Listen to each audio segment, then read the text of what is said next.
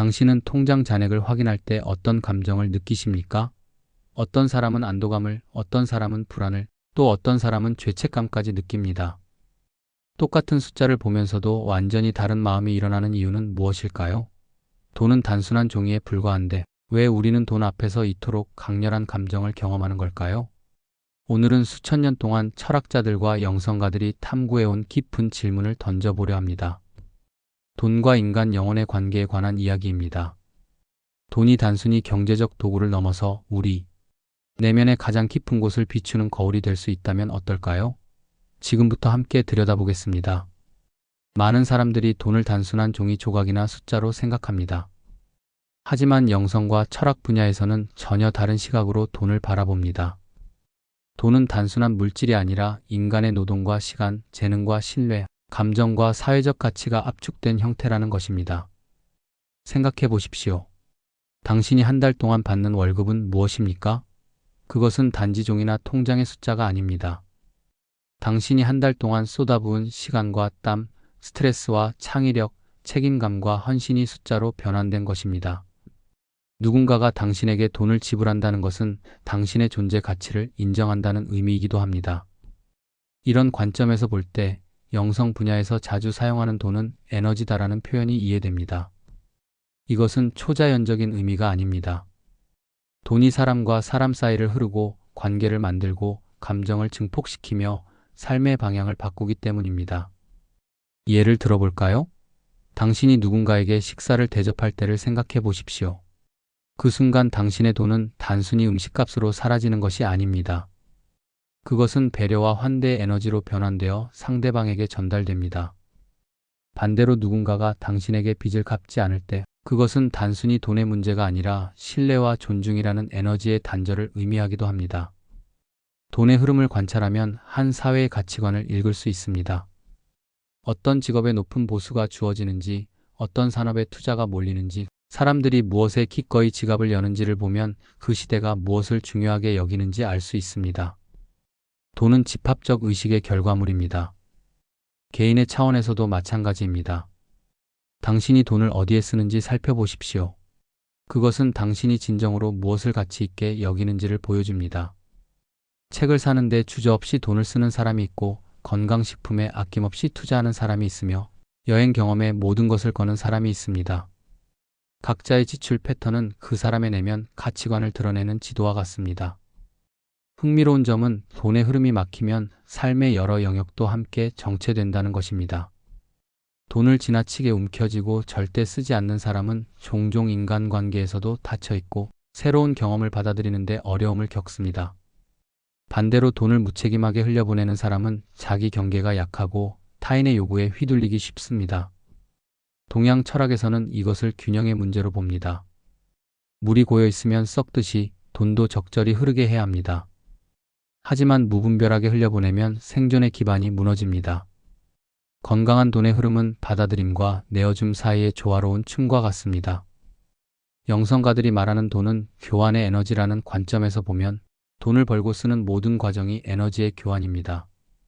당신이 일터에서 노동력과 창의성이라는 에너지를 제공하면 그에 대한 보상으로 돈이라는 응축된 에너지를 받습니다. 그리고 그 에너지를 다시 필요한 곳에 풀어냄으로써 삶을 지속시킵니다. 이런 시각에서 볼 때 돈 문제는 단순한 경제적 계산이 아니라 에너지 관리의 문제가 됩니다. 당신의 에너지를 어디에 투입하고 어떻게 받아들이며 어떻게 순환시킬 것인가? 이것은 결국 당신이 삶을 어떻게 살아갈 것인가라는 질문과 맞닿아 있습니다. 많은 철학자와 심리학자들은 돈을 영혼의 거울이라고 표현합니다. 왜일까요? 돈 앞에서는 인간의 가장 깊은 무의식이 적나라하게 드러나기 때문입니다. 통장 잔액을 확인하는 순간을 떠올려 보십시오. 어떤 사람은 1,000만 원이 있어도 불안해하고 어떤 사람은 100만 원이 있어도 평온합니다. 똑같은 숫자를 보면서도 완전히 다른 감정이 일어나는 이유는 무엇일까요? 그것은 돈 자체의 문제가 아니라 그 사람 내면에 자리 잡은 두려움과 결핍감, 자기 가치감의 문제입니다. 실제로 심리학 연구에 따르면 돈에 대한 태도는 단순한 경제 습관이 아니라 깊은 심리적 배경에서 비롯됩니다. 어떤 사람은 돈을 쓰는 것 자체에 죄책감을 느낍니다. 스스로에게 좋은 것을 사주는 것조차 불편해하고 마음 편히 소비하지 못합니다. 이런 심리의 뿌리를 파고들면 종종 나는 좋은 것을 누릴 자격이 없다는 무의식적 믿음을 발견하게 됩니다. 반대로 어떤 사람은 돈을 끊임없이 써야만 안심합니다. 쇼핑 중독이라고 불리는 이 현상도 단순한 낭비 습관이 아닙니다. 내면의 공허함을 채우려는 시도이거나 자신의 가치를 외부 물건으로 증명하려는 무의식적 노력입니다. 돈 앞에서 드러나는 내면의 모습은 다양합니다. 두려움이 있습니다. 잔액 부족 알림 하나에 온몸이 얼어붙는 사람이 있습니다. 그 순간 느끼는 것은 단순한 불편함이 아니라 자신의 존재 가치 전체가 부정당하는 듯한 무력감입니다. 탐욕도 드러납니다. 아무리 많이 가져도 충분하지 않다고 느끼는 사람들이 있습니다. 이들은 끊임없이 더 많은 것을 추구하지만 그 이면에는 이것으로는 부족하다는 깊은 결핍감이 자리하고 있습니다. 비교의식도 돈을 통해 강하게 드러납니다. 친구가 새 차를 샀다는 소식에 마음이 불편해지고 동료의 승진 소식에 자신이 초라하게 느껴집니다. 이것은 돈의 문제가 아니라 자기 가치를 타인과의 비교를 통해서만 확인하려는 내면의 불안정함입니다. 권력 욕망도 돈을 통해 표출됩니다. 돈으로 다른 사람을 지배하려 하거나 돈을 주면서 상대방에게 빚을 지웠다는 우월감을 느끼는 사람들이 있습니다. 반대로 돈을 받는 것을 굴욕으로 느끼는 사람도 있습니다. 부모님께 용돈을 받는 성인 자녀가 느끼는 치욕감, 친구에게 돈을 빌리면서 느끼는 자존심의 상처가 그 예입니다. 돈은 또한 사랑과 인정에 대한 욕구를 드러냅니다. 어떤 사람은 선물을 주는 것으로만 사랑을 표현할 줄 압니다. 돈을 쓰지 않으면 자신의 마음이 전달되지 않을 것 같은 불안감 때문입니다. 어떤 부모는 자녀에게 시간과 관심을 주는 대신 돈과 물질로 보상하려 합니다. 이것은 돈의 문제가 아니라 진정한 친밀감에 대한 두려움의 문제입니다. 안정 욕구도 돈을 통해 극명하게 드러납니다. 통장 잔고를 확인하는 것조차 스트레스가 되어 현실을 회피하는 사람들이 있습니다. 청구서를 열어보지 않고 대출 상환 일정을 외면합니다. 이런 회피는 당장의 불안을 덜어주는 것 같지만 결국 더 큰 두려움을 불러옵니다. 최근 베스트셀러가 된 돈의 심리학이라는 책에서도 이 점을 강조합니다. 저자는 사람들이 돈으로 미친 짓을 하지만 미친 사람은 아무도 없다고 말합니다. 각자 자란 환경과 경험한 경제 상황이 다르고 배운 교훈이 다르기 때문에 돈에 대한 태도가 다를 뿐입니다. 어린 시절 부모가 돈 문제로 자주 다투는 모습을 본 아이는 성인이 되어서도 돈을 불행의 원인으로 여길 수 있습니다. 반대로 가난 속에서 자란 사람은 돈을 생존과 직결시켜 병적인 집착을 보일 수 있습니다. 젊은 시절 큰 손해를 경험한 사람은 위험을 극도로 회피하게 되고 우연히 큰 수익을 경험한 사람은 과도한 위험을 감수하게 됩니다. 돈은 이렇게 각자의 상처와 욕망, 사랑과 두려움을 고스란히 드러냅니다.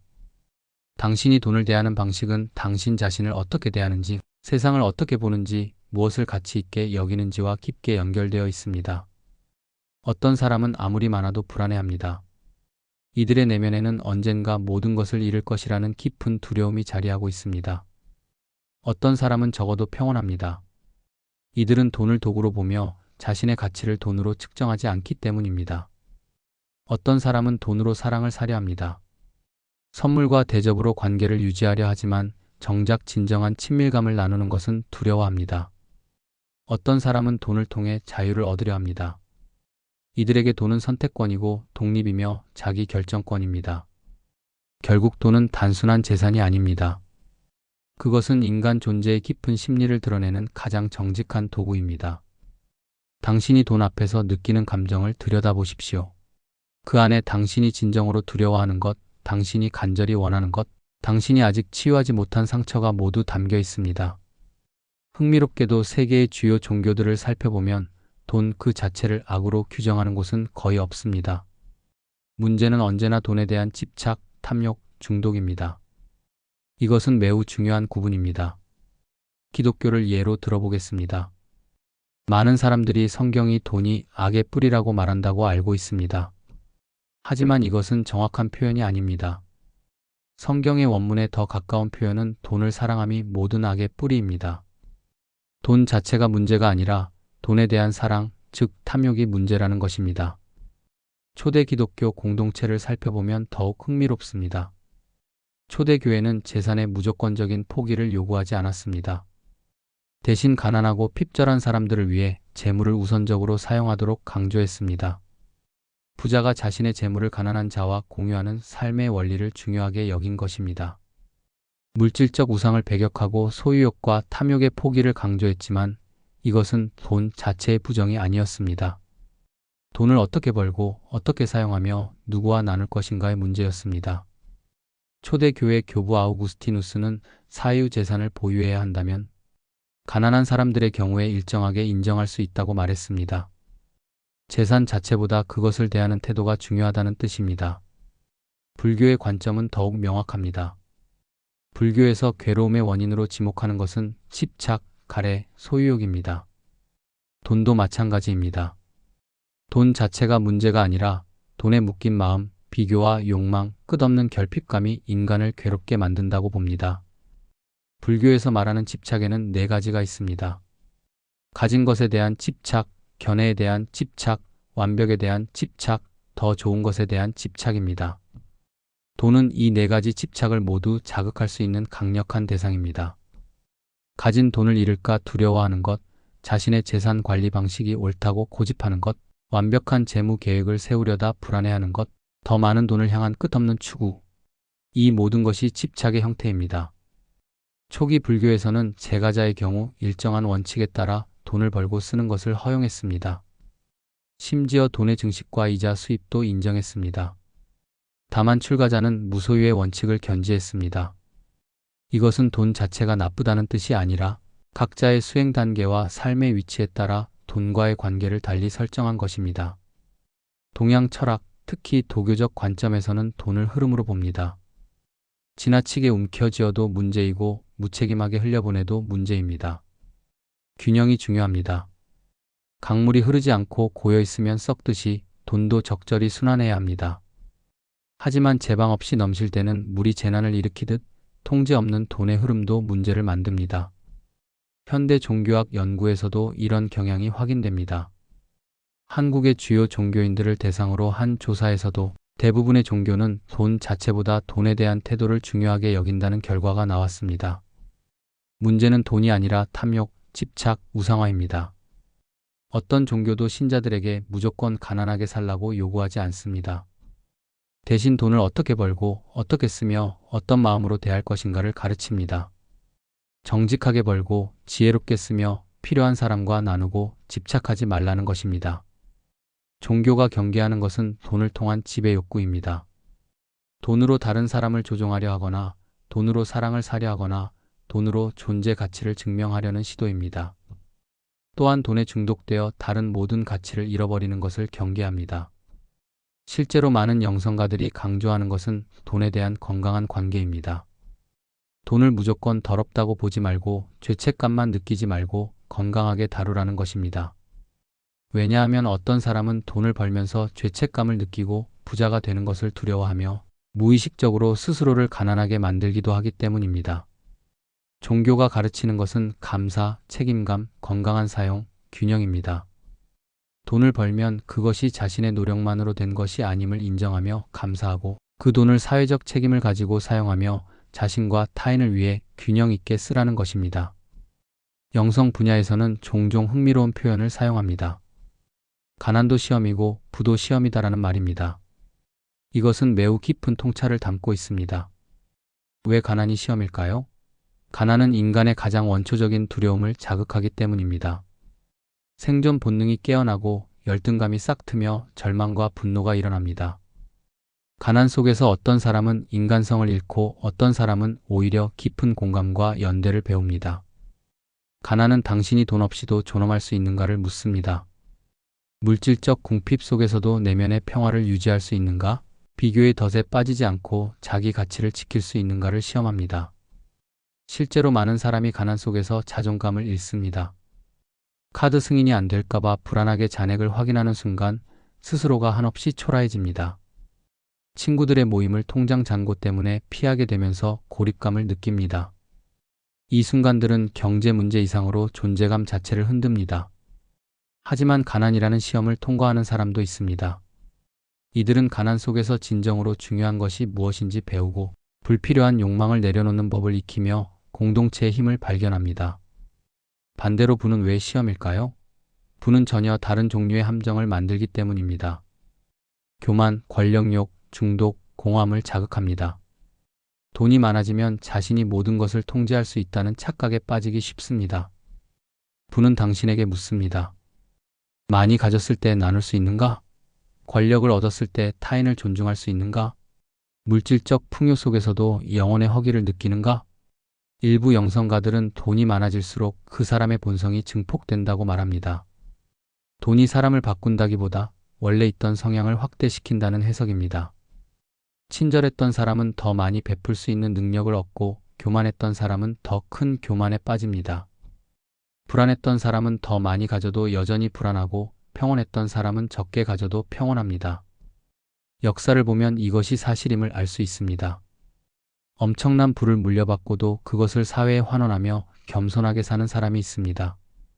반대로 작은 부를 얻자마자 오만해지고 주변 사람들을 무시하기 시작하는 사람도 있습니다.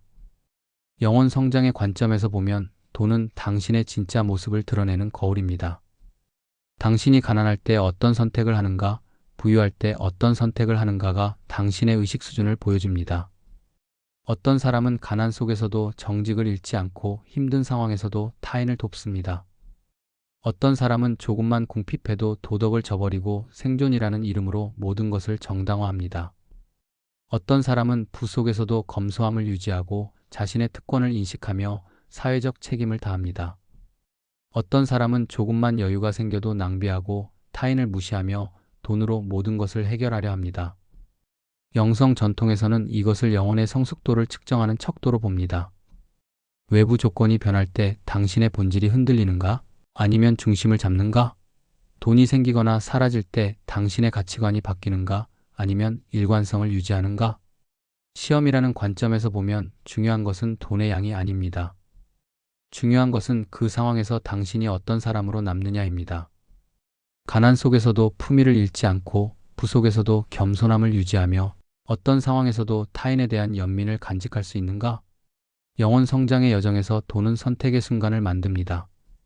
지금 당장 이익이 되지만 양심에 어긋나는 일과 손해를 보더라도 옳은 일 사이에서 어떤 선택을 하는가? 돈을 모으기 위해 관계를 희생할 것인가? 아니면 관계를 위해 돈을 포기할 것인가?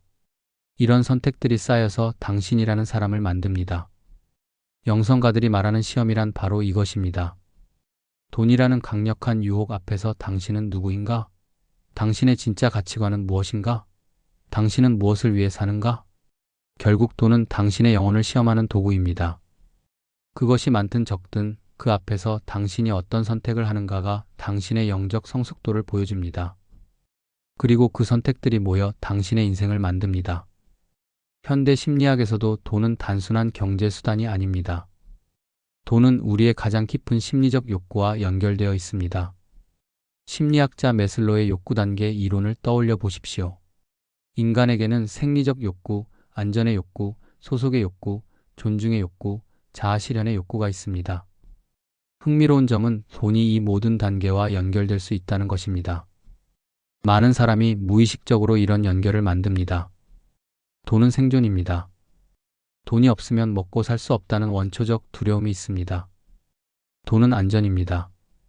충분한 돈이 있어야 미래의 위험에 대비할 수 있다고 믿습니다. 돈은 인정입니다. 돈을 많이 벌어야 사회에서 인정받고 존중받는다고 생각합니다. 돈은 심지어 사랑받을 자격과도 연결됩니다. 돈이 있어야 사랑받을 만한 가치가 있다는 왜곡된 믿음을 갖게 됩니다. 이런 연결이 만들어지면 돈 문제는 단순한 계산 문제가 아니게 됩니다. 통장 잔액이 줄어드는 것이 단순히 숫자의 감소가 아니라 자신의 존재 가치가 줄어드는 것처럼 느껴집니다. 월급이 오르지 않는 것이 단순히 소득의 정체가 아니라 자신이 무가치한 존재라는 증거처럼 여겨집니다. 실제로 많은 연구가 이것을 뒷받침합니다. 돈에 대한 태도와 자존감 사이에는 복잡한 상관관계가 있습니다. 자존감이 높은 사람은 자신의 가치에 대한 확신이 크기 때문에 더 자신 있게 자신을 드러내고 발전시키려는 노력을 합니다. 이것이 더 높은 수익으로 이어질 수 있습니다.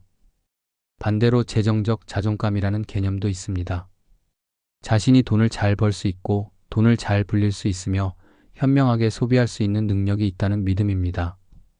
이 재정적 자존감이 낮으면 사람들은 더 나은 보상을 위해 노력하려는 의지와 열망을 잃게 됩니다. 그래서 돈 문제가 우울, 불안, 자존감, 인간관계와 깊게 연결되는 경우가 많습니다. 어떤 사람은 돈이 부족해서 우울한 것이 아니라 돈이 부족하다는 사실이 자신의 무능함을 증명한다고 믿기 때문에 우울합니다. 어떤 사람은 돈을 잃을까봐 불안한 것이 아니라 돈을 잃으면 자신의 가치가 사라진다고 믿기 때문에 불안합니다. 베스트셀러 돈의 심리학의 저자 모건 하우절은 이렇게 말합니다. 돈 문제에 있어서는 누구나 미친 짓을 한다. 하지만 실제로 미친 사람은 없다. 각자 자신의 경험과 배경에 근거해서 자신에게 합리적으로 보이는 결정을 내릴 뿐입니다. 어린 시절 경제적으로 불안정한 환경에서 자란 사람은 성인이 되어서도 돈에 대한 불안이 클 수 있습니다. 반대로 물질적 풍요 속에서 자랐지만 정서적으로 결핍된 환경에서 자란 사람은 돈으로 사랑을 사려는 패턴을 보일 수 있습니다. 심리학자들은 말합니다. 사람들이 빚더미에 앉은 이유를 이해하려면 이자율을 공부할 것이 아니라 인간의 탐욕과 불안, 낙관주의의 역사를 연구해야 한다고. 돈 문제는 결국 심리의 문제입니다. 이 표현을 처음 들으면 매우 당혹스럽습니다. 종교에서는 돈을 사랑하는 것이 악의 뿌리라고 하지 않았습니까? 그런데 왜 어떤 영성 분야에서는 돈을 사랑하라고 말할까요? 이것은 돈을 숭배하라는 뜻이 전혀 아닙니다. 핵심은 전혀 다른 곳에 있습니다. 돈을 무조건 더럽다고 보지 말고 죄책감만 느끼지 말고 건강하게 다루라는 뜻입니다. 실제로 많은 사람이 돈에 대해 깊은 죄책감을 갖고 있습니다. 돈을 벌면서 죄책감을 느낍니다. 마치 누군가에게서 빼앗은 것처럼 자격이 없는 것을 받은 것처럼 느낍니다. 부자가 되는 것을 두려워합니다. 부자는 나쁜 사람이라는 무의식적 믿음 때문에 자신이 부자가 되면 나쁜 사람이 될 것 같아 두려운 것입니다. 어떤 사람은 무의식적으로 스스로를 가난하게 만듭니다. 돈이 들어올 기회가 생기면 무의식적으로 그것을 밀어냅니다. 승진 기회를 스스로 망치거나 투자 수익을 얻고 나서 곧바로 낭비하거나 좋은 일자리를 얻고도 금방 그만둡니다. 이 모든 것이 돈에 대한 왜곡된 믿음에서 비롯됩니다. 돈을 사랑하라는 말의 진짜 의미는 이것입니다. 돈을 적으로 보지 마십시오. 돈은 도구입니다. 선하게도 쓸 수 있고 악하게도 쓸 수 있는 중립적인 도구입니다. 돈 자체에 죄책감을 느낄 필요가 없습니다. 영성가들이 강조하는 것은 감사, 책임감, 건강한 사용, 균형입니다. 감사는 무엇일까요? 당신이 돈을 벌 수 있는 것은 당신의 노력만이 아닙니다. 건강한 몸, 교육받을 기회, 안정된 사회, 당신을 키워준 부모, 당신을 고용한 회사, 당신의 제품을 사준 고객, 수많은 요인이 복합적으로 작용한 결과입니다. 이것을 인정하고 감사할 때 돈은 부담이 아니라 선물이 됩니다. 책임감은 무엇일까요? 돈은 힘입니다. 그 힘을 어떻게 사용할 것인가에 대한 책임이 따릅니다. 자신만을 위해 쓸 것인가, 타인을 위해서도 쓸 것인가, 당장의 쾌락을 위해 쓸 것인가, 의미 있는 가치를 위해 쓸 것인가, 이런 선택에는 책임이 따릅니다. 건강한 사용은 무엇일까요? 돈을 지나치게 움켜쥐지도 않고 무책임하게 흘려보내지도 않는 것입니다. 필요한 곳에 쓰고 미래를 위해 저축하며 의미 있는 곳에 투자하고 도움이 필요한 곳에 나누는 것입니다. 균형은 무엇일까요? 돈이 삶의 전부가 되지 않도록 하는 것입니다. 돈도 중요하지만 건강도 중요하고 관계도 중요하며 의미도 중요합니다. 돈을 위해 다른 모든 것을 희생하지 않는 것입니다. 돈을 사랑하라는 말은 결국 이런 뜻입니다. 돈과 건강한 관계를 맺으십시오. 돈을 두려워하지도 말고 숭배하지도 마십시오. 돈을 적절한 위치에 놓으십시오. 돈은 목적이 아니라 수단입니다. 더 나은 삶을 살기 위한 도구입니다. 영성가들이 말하는 것은 돈에 대한 태도의 전환입니다. 결핍의 의식에서 풍요의 의식으로, 두려움에서 신뢰로, 집착에서 자유로, 죄책감에서 감사로의 전환입니다. 결국 중요한 것은 돈의 양이 아니라 돈을 대하는 인간의 의식과 태도입니다. 이것이 수천 년 동안 철학과 영성 전통이 전해온 가장 핵심적인 가르침입니다. 영성 콘텐츠가 대중화되면서 한 가지 우려스러운 현상이 나타났습니다. 지나치게 단순화된 메시지들이 범람하고 있다는 것입니다. 우주가 돈을 끌어당긴다. 진동수만 높이면 부자가 된다. 생각만 바꾸면 돈이 들어온다. 같은 표현들을 자주 볼 수 있습니다. 이런 메시지들은 매력적입니다. 복잡한 현실을 단순한 공식으로 만들어주니까요. 하지만 위험하기도 합니다. 현실에서 부와 가난은 단순히 의식의 문제만이 아닙니다. 경제 구조가 있습니다.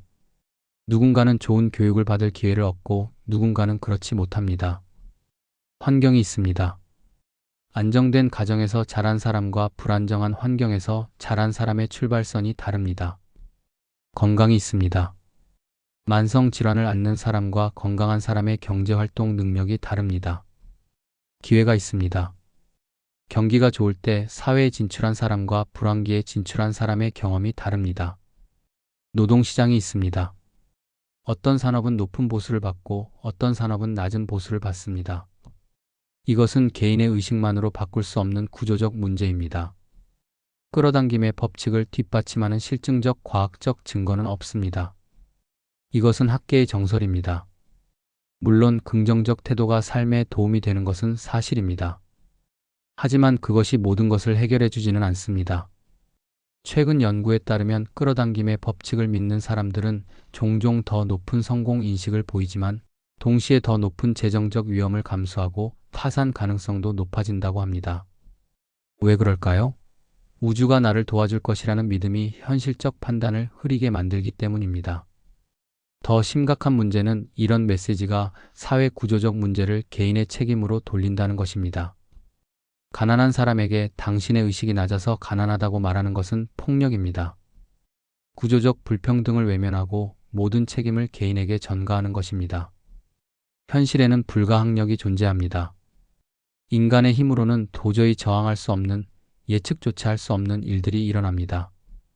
갑작스러운 질병, 예상치 못한 사고, 경제위기, 전염병, 자연재해. 이런 상황조차 당신이 끌어당긴 것이라고 말하는 것은 잔인합니다. 따라서 의식만 바꾸면 무조건 부자가 된다는 식의 이해는 위험합니다. 의식의 변화는 중요합니다. 하지만 그것이 전부는 아닙니다. 행동이 필요합니다. 노력이 필요합니다. 배움이 필요합니다. 때로는 운도 필요합니다. 어떤 영성 메시지는 사람들에게 죄책감을 심어줍니다.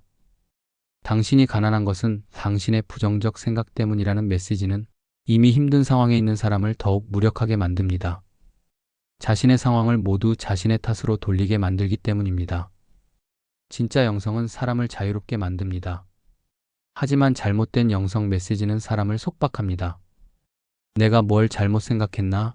내 진동수가 낮은가? 내가 우주를 제대로 믿지 않았나며 끊임없이 자신을 의심하게 만듭니다. 그래서 균형이 중요합니다. 의식의 중요성을 인정하되 현실 조건의 중요성도 인정해야 합니다. 내면의 변화를 추구하되 구조적 문제도 함께 봐야 합니다. 개인의 책임을 강조하되 사회적 연대의 필요성도 인식해야 합니다. 지금까지 돈과 영혼의 관계를 여러 각도에서 살펴보았습니다. 이제 가장 균형 잡힌 해석을 정리해 보겠습니다. 돈은 인간 의식을 증폭시키는 도구에 가깝습니다. 이것이 가장 현실적인 정리입니다. 돈은 사람의 상처를 드러냅니다. 어린 시절의 결핍, 부모와의 관계, 자존감의 수준이 모두 돈 앞에서 나타납니다. 돈은 욕망을 드러냅니다. 무엇을 원하는지, 무엇을 두려워하는지, 무엇에 집착하는지가 돈을 통해 보입니다. 돈은 사랑도 드러냅니다. 어떤 사람은 돈으로 타인을 배려하고 어떤 사람은 돈으로 사랑을 표현합니다. 돈은 두려움도 드러냅니다. 잃을까봐 두려워하는 마음, 부족할까봐 불안한 마음이 모두 드러납니다. 그리고 돈을 어떻게 사용하는가는 자기 자신을 어떻게 대하는지, 세상을 어떻게 보는지, 무엇을 가치 있게 여기는지와 깊게 연결됩니다. 돈을 자신에게만 쓰는 사람은 세상을 경쟁의 장으로 봅니다. 돈을 타인과 나누는 사람은 세상을 연결의 장으로 봅니다. 돈을 움켜쥐는 사람은 결핍을 믿습니다. 돈을 흐르게 하는 사람은 풍요를 믿습니다. 그래서 많은 철학과 영성 전통은 결국 같은 결론에 도달합니다.